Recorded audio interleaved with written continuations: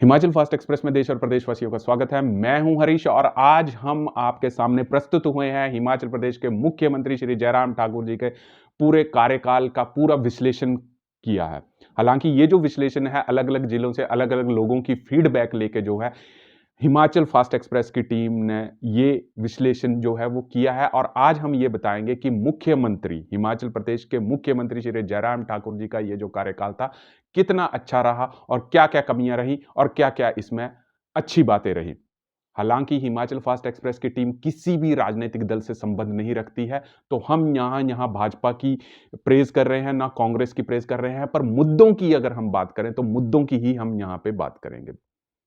मैं यहाँ पे फिर से समक्ष पेश करना चाहता हूँ कि हिमाचल प्रदेश का गठन जो था 1971 में हुआ और इस 50 साल के कार्यकाल में हिमाचल प्रदेश के बहुत सारे मुख्यमंत्री चाहे स्वर्गीय राजा वीरभद्र सिंह जी थे, वाईएस परमार, शांता कुमार, धूमल जी और अभी के जो मुख्यमंत्री हैं जयराम ठाकुर जी, इन्होंने प्रदेश के विकास के लिए इन सभी मुख्यमंत्रियों ने प्रदेश विकास के लिए बहुत अहमदा योगदान जो है वो दिया। मैं 1971 की बात करूँगा कि जब हिमाचल प्रदेश में सिर्फ 1971 की बात करें, तो 4000 जो थे वो एजुकेशनल इंस्टीट्यूशन थे और आज 2021 में 15,000 एजुकेशनल इंस्टीट्यूशंस हो गए हुए हैं। सड़कों की बात करें 1971 में 7000 किलोमीटर की थी, 21 में 37,000 किलोमीटर की जो सड़कें हैं वो हुई हैं। बहुत सारी ऐसी चीज़ें हैं, समय का बदलाव हुआ और समय के साथ-साथ जो है वो प्रदेश ने जो था वो विकास किया। परंतु हम जो हैं आज आपके साथ उपस्थित हुए हैं कि हिमाचल प्रदेश के मुख्यमंत्री जयराम ठाकुर जी और इनके कैबिनेट ने क्या-क्या उपलब्धियां करी और क्या-क्या जो थी कमियां थी। पर उससे पहले मैं आपके सामने एक चीज जो है वो समक्ष पेश कर देना चाहता हूं कि जितनी मुसीबतें जयराम ठाकुर जी को आई और उनके कैबिनेट को आई वो शायद ही किसी अभी तक के मुख्यमंत्री को आई, क्योंकि सबसे ज्यादा जो लड़ाई थी मुख्यमंत्री जयराम ठाकुर जी की सरकार के पास वो लोगों की जान बचाना थी। पूरे देश भर में, पूरे विश्व में जो था कोरोना की महामारी थी और कोरोना की महामारी में देश की भी जीडीपी डाउन हुई, हिमाचल प्रदेश सरकार की भी जीडीपी जो थी वो डाउन हुई। पर प्रदेश सरकार का सबसे व्यक्तिगत तौर पर सिर्फ लोगों की जान बचाना था, सुरक्षा करना था। तो जैसे ही मुख्यमंत्री जी जयराम ठाकुर जी ने शपथ ली, उसके 2 साल बाद ही जो था वो कोरोना आया और कोरोना में कैबिनेट के डिसीजन ज़्यादातर यही रहे कि कौन-सा डिस्ट्रिक्ट खोलना है, क्या बंदिशें लगानी हैं, कैसे-कैसे मूवमेंट करनी है। ज़्यादातर लोग जो थे वो बाहर जा नहीं सके, कैबिनेट मिनिस्टर्स भी नहीं बाहर जा सके, परंतु फिर भी प्रदेश के विकास के लिए वीडियो कॉन्फ्रेंसिंग से माध्यम से जो थे, वो सरकार जो थी, वो एक-दूसरे के साथ टच थी, प्रशासन के साथ में टच में थे और जो भी लोगों की जान बचाने के लिए एहतियातन कदम उठाने थे, वो शायद जयराम ठाकुर जी ने पूरी तरह से जो था वो कदम उठाया, क्योंकि जयराम ठाकुर जी का ये कहना था कि प्रदेश के लोगों की जान बचाना जो था वो एक मुख्य प्रायोरिटी था। तो 2 साल जो थे वो शायद मुख्यमंत्री जी के सिर्फ लोगों की जान बचाने में ही चले गए। हालाँकि जान बचाना शायद डेवलपमेंट से जो था वो बहुत ही ज़्यादा था और किसी भी प्रदेश सरकार के लिए सबसे महत्वपूर्ण जो है वो लोगों को स्वास्थ्य लाभ देना था। मैं आपको यहाँ पे बता दूं कि हिमाचल प्रदेश के काफ़ी ज़्यादा लोग जो हैं वो बाहर जो है वो नौकरियां करते थे। अलग-अलग प्रदेशों से आके हिमाचल प्रदेश में जो थे वो आए और कुछ लोगों ने कोरोना हो जाने के बाद भी कोरोना का जो इलाज था वो हिमाचल प्रदेश में आके ही करवाया। क्योंकि शायद वही लोग जो हिमाचल प्रदेश से बाहर रहते थे, वो अपनी राज्य सरकार के ऊपर मेडिकल सुविधा में बहुत ज़्यादा विश्वास रखते थे। पर आज हम सारा विश्लेषण करेंगे हिमाचल प्रदेश सरकार की उपलब्धियों का। तो चलिए शुरू करते हैं। सबसे पहले जयराम ठाकुर जी की जो विशेष उपलब्धि रही वो है मेडिकल सुविधा देना। आपने देखा है कि मुख्यमंत्री जी की योजना जो हिम केयर कार्ड योजना है, इसमें गरीबों को जो था वो बहुत ज्यादा लाभ हुआ। हालांकि ये हिम केयर कार्ड जो है वो सभी के लिए है, कोई भी 1000 रुपए में देके बनवा सकता था और उसमें 5 लाख का जो है वो कवर मिल जाता है और इस कवर में कोई भी वर्ग का जो लोग है वो अपना इलाज जो है वो मुफ्त जो है वो करवा सकते हैं, चाहे जो मर्जी खर्चा हो। तो ये एक जयराम ठाकुर सरकार की जो थी स्वास्थ्य के मामले में सबसे बड़ी जो है हम कह सकते हैं अभी तक जो है वो अचीवमेंट रही। दूसरी अगर बात करें कि हमारे को किसी भी सरकारी अधिकारी से कोई प्रॉब्लम्स होती थी या कोई भी ऐसा काम होता था जो सरकारी अधिकारी नहीं करते थे, तो उसके लिए मुख्यमंत्री जी ने स्पेशल 1100 नंबर का जो था एक कंप्लेंट पोर्टल जो है वो लगाया, जिसका कॉल सेंटर भी शिमला में रखा गया और वो कॉल सेंटर के लोग जो एम्प्लॉइज़ हैं, वो लोगों को कॉल करके भी ये पूछते हैं कि आपकी समस्या का समाधान ये है और उस समस्या का समाधान करने के लिए L1, L2, L3 और L4 के अधिकारी नियुक्त किए गए। अगर L1 अधिकारी का जवाब संतुष्ट नहीं है तो कंप्लेंट L2 को जाएगी, L2 का संतुष्ट नहीं है L3 को जाएगी, L3 का संतुष्ट नहीं है और L4 के अधिकारी को जाएगी। हालांकि मुख्यमंत्री ने एक अलग से भी सेवा शुरू करी है जिसको मुख्यमंत्री डायरी नंबर दिया जाता है। अगर आपने मुख्यमंत्री जी से स्पेशली तौर पे मिलना है तो शायद डायरी नंबर देके उस कंप्लेंट को मुख्यमंत्री जी जो हैं वो देखते हैं। तो लोगों के लिए जो एक ब्यूरोक्रेसी का जो पार्ट था और लोगों के बीच में पारदर्शिता रहे, वो शायद मुख्यमंत्री जयराम ठाकुर जी की ये भी एक काफ़ी ज़्यादा अचीवमेंट रही। हालाँकि मैं आपको यहाँ पे ये भी बता देना चाहता हूँ कि हिमाचल फास्ट एक्सप्रेस की टीम किसी भी राजनीतिक दल से कोई संबंध नहीं रखती है। जहाँ पे प्रदेश सरकारें अच्छा काम करती हैं, हम आपके सामने प्रदेश सरकार की तस्वीर रखेंगे, जहां कहीं गलत काम हुआ है वो भी हम आपके सामने ही तस्वीर जो है वो रखेंगे। तो ये दो उपलब्धियां जो हैं ये बहुत ही अच्छी रही। और तीसरी उपलब्धि में बात करूं तो तीसरी उपलब्धि जैसे कि अभी प्रधानमंत्री श्री नरेंद्र मोदी जी ने एक बिलासपुर में प्रोजेक्ट रखा है all India institute of medical sciences का। हालांकि ये प्रोजेक्ट तकरीबन कंप्लीट हो चुका हुआ है। तो हिमाचल प्रदेश के लोग जो कि चंडीगढ़ या दिल्ली अपने इलाज करवाने के लिए जाते थे, उनको एम्स की जो सुविधाएं हैं, जो एक खास स्पेशलाइजेशन है, वो लोगों को जिला बिलासपुर में ही मिल जाएंगे। तो ये एक एक ऐसी सुविधा है जो कि लोगों को घर द्वार पर ही मिलेगी। हिमाचल प्रदेश सरकार की अगर मैं बात करूं तो स्वास्थ्य के मामले में जो है वो काफी अच्छा जो है वो काम कर रही हैं। अगली बात करें, हर घर को जल, नल से जल की जो सुविधा थी कि एक शुद्ध पानी जो है वो लोगों को मिले। हालांकि इसमें कुछ कमियां रह गई क्योंकि हमने ग्राउंड पे भी रिपोर्ट किया तो कुछ कुछ कमियां लगी, पर फिर भी अगर हम ये देखें तो सरकार का ये शुद्ध जल जो है वो देखने को मिला और लोगों को घर घर तक जो है वो अच्छा पानी, साफ पानी देने का जो है वो काम किया गया। अगली बात करें, मुख्यमंत्री सहारा योजना।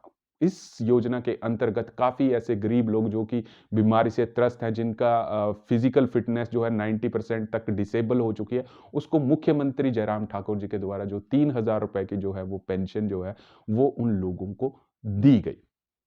पर सबसे बड़ी इंपॉर्टेंट यहां पे बात है कि जैसे ही 2 साल कोरोना जो था वो रहा हिमाचल में, पूरे देश में, पूरे विश्व में, अब इस कोरोना में हिमाचल प्रदेश की आर्थिक व्यवस्था जो थी वो गड़बड़ा गई, क्योंकि हिमाचल प्रदेश का सबसे ज्यादा रिसोर्स ऑफ इनकम जो है वो एक एग्रीकल्चर से है, पावर जनरेशन से है और एक टूरिज्म से है।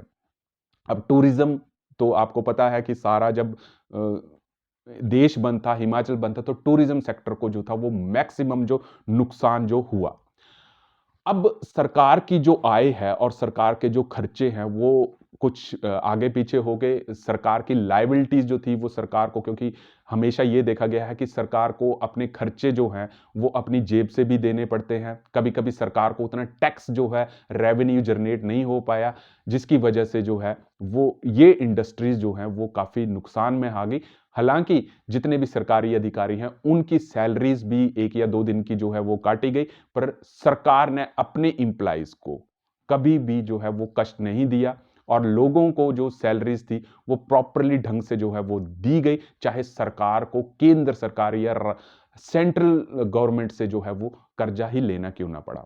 पर आपने देखा है कि पीछे कुछ कार्यकाल में काफी ज्यादा आंदोलन हुए, चाहे वो करणामूलक संघ का है, चाहे वो एचआरटीसी का है, चाहे आपके पास 7th पे कमीशन शिक्षा का है, या आपके पास अभी जैसे कि दौर चला है एनएचएम का।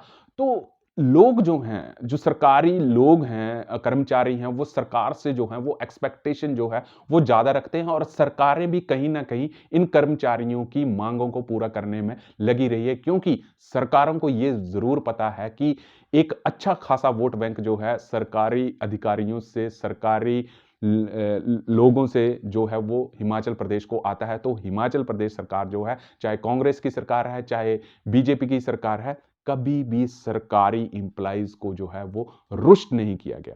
हालांकि ये हिमाचल प्रदेश के मुख्यमंत्री जो हैं वो एक साफ स्वच्छ छवि के और ईमानदार हैं। ये हम ही नहीं, सारा देश कहता है, और हिमाचल प्रदेश से संबंध रखते हैं, गरीब परिवार से ही संबंध रखते थे जिन्होंने अपना राजनीतिक जीवन को आगे बढ़ाया। तो यहाँ पे एक लोगों की जो है वो छवि जो है मुख्यमंत्री जयराम ठाकुर जी के प्रति जो है वो एक अच्छी खासी दिखती है।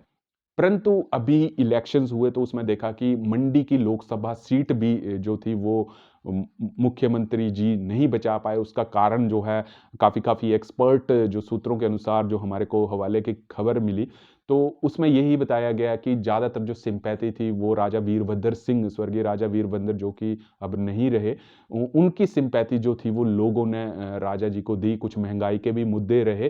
तो जयराम ठाकुर जी का भी कहना है कि आने वाले विधानसभा के चुनावों में जो ये सिंपैथी का जो फैक्टर है वो शायद ज़्यादा ना चले। पर अगर हम वोट बैंक की मार्जिन की बात करें तो भाजपा जो है 8 या 10 हज़ार वोटों से ही पीछे रही। चलिए, ये तो चुनावी मुद्दों की बात करी, पर हम जो मेन मुद्दा आज यही करने आए हैं कि हिमाचल प्रदेश को जो है एक स्टेट इनकम जो है, हिमाचल प्रदेश की इनकम जो है और खर्चे जो हैं वो ज़्यादा हैं और इनकम ज़्यादा नहीं है। पर फिर भी प्रदेश सरकारें जो हैं वो अपने कर्मचारियों को अच्छा सहयोग उनका मिले और सरकार भी उनको अच्छे तरीके से सहयोग दे, उसके लिए जो है सरकारें प्रयासरत हैं और आगे भी शायद सरकारें जो हैं इनको बचाने में लगेंगी। तो मैं आपको बता दूं कि हिमाचल प्रदेश सरकार के पास जो टोटल एक्सपेंडिचर है 2020-21 की अगर मैं बात करूं तो 10,000 करोड़ रुपए जो है वो एक्सपेंडिचर है, खर्चा है। और जो रेवेन्यू एक्सपेंडिचर है वो तकरीबन तकरीबन 39,123 करोड़ का है। और जो डेट रीपेमेंट देती है सरकार वो 3400 करोड़ का है। इंटरेस्ट पेमेंट कम से कम 5,000 करोड़ का है। तो ज़्यादातर जो इनकम का हिस्सा है वो ज़्यादातर डेट और एक्सपेंडिचर्स और इंटरेस्ट पेमेंट्स में ही चला जाता है। अगर मैं हिमाचल प्रदेश सरकार की बात करूं तो सबसे ज़्यादा जो इनकम है, जो खर्चा है वो एजुकेशंस और स्पोर्ट्स में और कल्चरल एक्टिविटीज में दिया जाता है। इसमें मैं बात करूंगा कि 2021-22 के आंकड़ों की बात करूं तो 8,272 करोड़ रुपया जो है सिर्फ इसी सेक्टर का जो है वो एक्सपेंडिचर है, एजुकेशन, स्पोर्ट्स और कल्चर का। रोड्स और ब्रिजेस बनाने के लिए 4,046 करोड़ रुपए का खर्चा है। हेल्थ और फैमिली वेलफेयर में तकरीबन तकरीबन 3,000 crore. Agriculture, water and allied activities में 2,730 करोड़। वाटर सप्लाई और सैनिटेशन में 2,243 करोड़।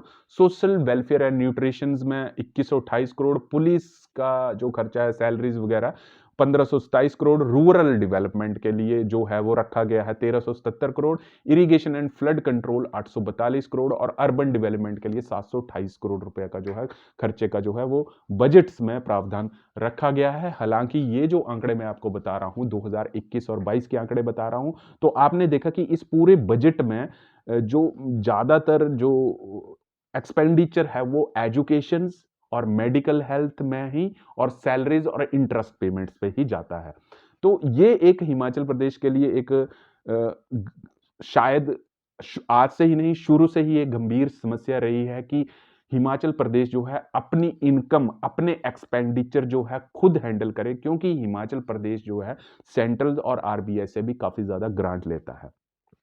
आगे मैं बात करूंगा कि इसके थोड़ा सा और चीज मैं बता दूं कि सैलरीज में ही 14,403 करोड़ रुपया जो है वो 2021-22 में जाता है।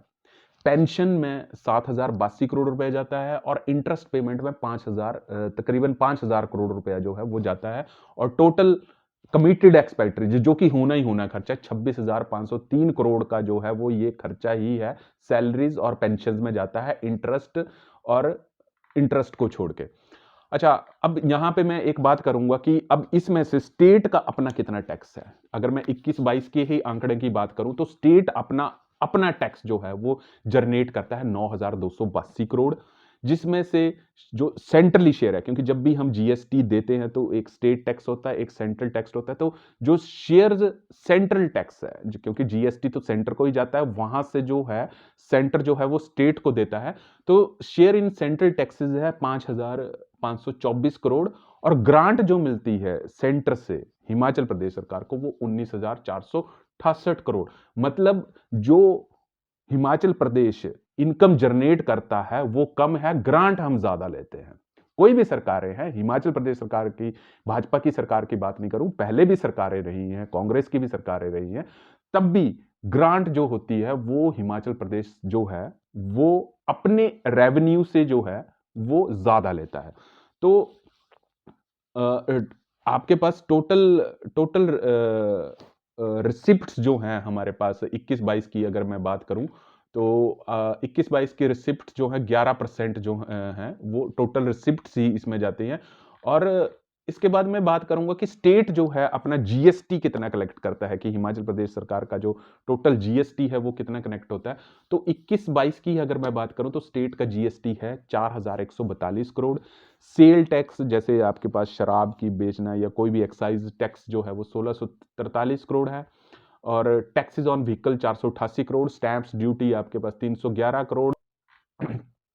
तो यहाँ पे ये सिर्फ जाहिर होता है कि हिमाचल प्रदेश को अभी भी अपने तौर तरीकों पे ज़्यादातर एम्प्लॉयमेंट जनरेट करना पड़ रहा है, और जो भी एड हमारे को सेंट्रल या आरबीआई से लेनी पड़ती है और उसके ऊपर जो इंटरेस्ट हम चुकाते हैं वो इंटरेस्ट कहीं और ना जाके हिमाचल प्रदेश की प्रोग्रेस में लगाया जाए। अब ये इंटरेस्ट पेमेंट्स जो हैं ये कैसे कम हो सकती हैं, जब स्टेट अपना ज़्यादा इनकम के जो रिसोर्सेज हैं वो क्रिएट करेगा, स्टार्टअप्स ज़्यादा से ज़्यादा हिमाचल में लाए जाएं, या ज़्यादा से ज़्यादा और रेवेन्यू जो है जैसे कि पावर सेक्टर है उसके ऊपर जो है हिमाचल प्रदेश को इनकम अच्छी हो जाती है, तो वहाँ पे भी कुछ प्रोग्रेस के जो है वो मोड होने चाहिए।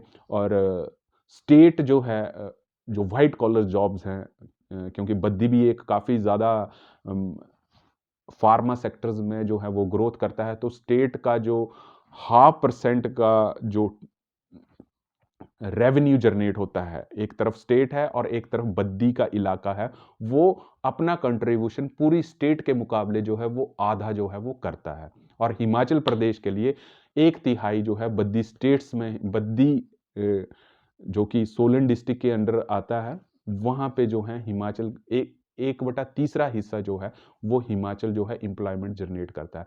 तो ऐसे-ऐसे जो स्टार्टअप्स हैं या व्हाइट कॉलर जॉब्स हैं वो कि है हिमाचल में आनी चाहिए, उसके लिए प्रदेश सरकारों को और कुछ ऐसी योजनाएं जो हैं वो लानी जाए ताकि हिमाचल प्रदेश का जो यूथ है वो कहीं बाहर ना जाके हिमाचल प्रदेश में ही काम करे। तो ये था हिमाचल प्रदेश का बजट के साथ साथ हिमाचल प्रदेश के खर्चे और मुख्यमंत्री जयराम ठाकुर जी का अपना कार्यकाल। तो इसमें मैं हिमाचल प्रदेश के मुख्यमंत्री जी को, हम कोई नहीं होते हैं अंक देने वाले, क्योंकि जान जिस मुख्यमंत्री ने बचाई है उसके लिए हिमाचल प्रदेश का हर हिमाचल वासी जो है वो धन्यवादी रहेगा, और उनका जो है वो ऋण जो है कभी नहीं चुकाया जाता है। हम आशा करते हैं हिमाचल प्रदेश भाजपा से और कांग्रेस से कि दोनों अपने अपने विचारधारा लेके स्टेट को जो है वो आगे बढ़ाए। जय हिंद, जय हिमाचल।